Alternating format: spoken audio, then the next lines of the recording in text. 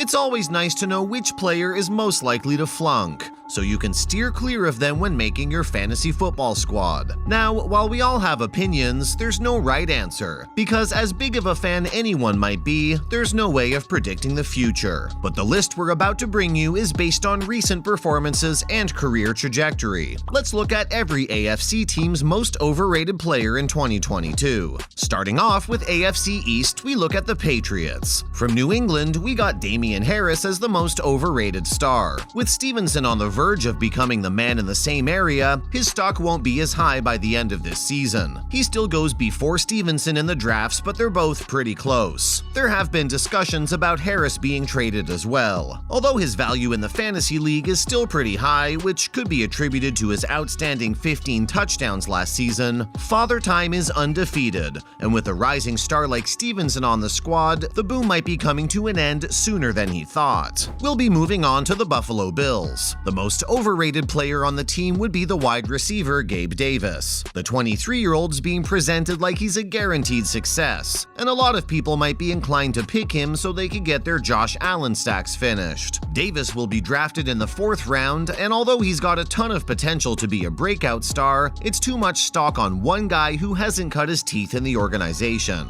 Ideally, he should have gone a round or two later. Let's see if he's really all that. Next up for the Dolphins, it's Tyreek Hill. The problem with a guy as talented as Tyreek is that his own skills haven't given him a chance to prove himself as someone who can do well in adversity. How do we know if he'll be able to stand his ground when he gets belted? Anytime he's got the ball, he's already ahead of everyone else. His speed is unbelievable to watch. But there's a difference between an elite wide receiver and a receiver with elite level skills, and Hill is someone who's in the second category. Not to mention the back and forth with Waddle might prove to be detrimental to both players. Now we look at the Jets. You can't say there's anything wrong with Garrett Wilson and where he's placed in the drafts. The problem is that most people are expecting Elijah Moore to be the star this season due to his performance in the training camp. Corey Davis is still around and he's still got it. The Jets also signed Breece Hall, and now they've got a great tight end on their hands. The team seems to be fully loaded, and that might not be the best news for Wilson as it hurts his chances of retaining the number 2 spot. We now move on to AFC West, and we'll be starting with the Kansas City Chiefs. Clyde Edwards isn't the most expensive player right now, but there's a lot of value and hope in the fantasy league. Over the last few months, the Chiefs have made certain moves that make it look like they're not very confident in his performance. Jones is more than ready to carry the team, and Patricio, who's still a rookie, seems to be very promising. Looks like the team is all covered when it comes to having a strong RB. Next up, we're looking at the LA Chargers. Mike Williams' performance in the last season wasn't the most reliable. In the first 5 matches, he was able to score more than 20 points in 4 of them. But since that point, he couldn't find his mark, and ended up scoring less than 10 in the majority of the next 9 matches. This indicates that you should consider your options before going in this direction. His inconsistency is the reason why he's the most overrated player on the team. Moving on to the Raiders, we've got Darren Weller. With Davante Adams joining the squad, Weller's in a tough spot. He used to have the 2nd best target share rate among the tight ends. The rise of Hunter Renfrow didn't seem to help either. His spot at having an elite share percentage might be in serious trouble. For the Broncos, it's Courtland Sutton. Just like Russell Wilson, Courtland Sutton is also neck and neck with his teammate Jerry Jeudy, but he's going far ahead of Jeudy for some reason.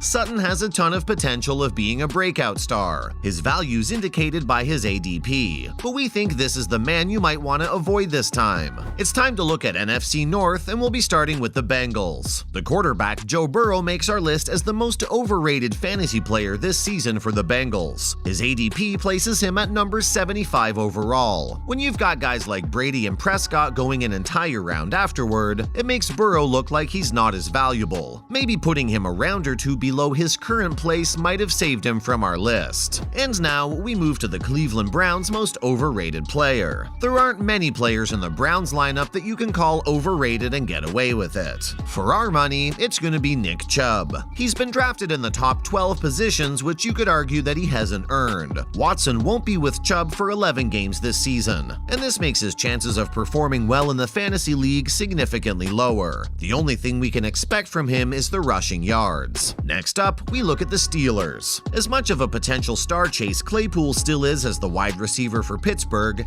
he wasn't able to live up to his hype in the second year. He had all the opportunities in the world to make his mark, but he didn't capitalize on it. We should also look at the addition of George Pickens and how it could negatively affect his value. The spot for Claypool as the number 2 wide receiver isn't secure, to say the least. The last team on our list of North NFC is the Ravens. You might have guessed who we were gonna pick for this one. It's J.K. Dobbins. The guy whose name might be too similar to the author of Harry Potter suffered from a major knee injury and was just cleared by the doctors less than a month ago. The decision to keep him in the squad to lead the RBs makes a lot of sense. But guys like Edwards, Beatty, and Davis will be filling up for him more than he would like. This means he'll be getting called back to the dressing room in the middle of the game to avoid any further damage, and his chances of scoring in the fantasy league go down significantly. We move on to NFC South, and we're starting with the Tennessee Titans. The only guy in the Titans that is ranked in the top 35 in the runner's back list is Derrick Henry. Just based on that, you could make an argument that he's a little overrated. On the draft boards, he's ranked ahead of guys like Cook, Harris, Mixon, and Kamara, just to name a few. Is it preposterous that he's so high up on the list? Probably not, but all the other players that we mentioned seem to be a lot more well-rounded than Henry given their age. There will be a time when Derrick won't be able to rush 150 yards to make touchdowns. Every player faces their athletic regression, and the time might be coming for him. It's only a matter of when. That's the harsh reality of the sport. Next up, we look at the Jaguars. Ranked at number 81, we have Christian Kirk. Many people don't think he's in the top 100, so they wouldn't want to draft him a few rounds after they're supposed to. The lineup of receiving targets for the Jaguars is completely beefed up. Frankly, there might be one too many Cooks, and it wouldn't be fair to expect Kirk to deliver such high volume when there are a lot of hungry Lions on the Jacksonville squad looking to prove themselves. We now move on to the Colts. It's hard to pick an overrated player from the Indianapolis team. We didn't want to go with Michael Pittman, so it's the best fantasy footballer in the world instead.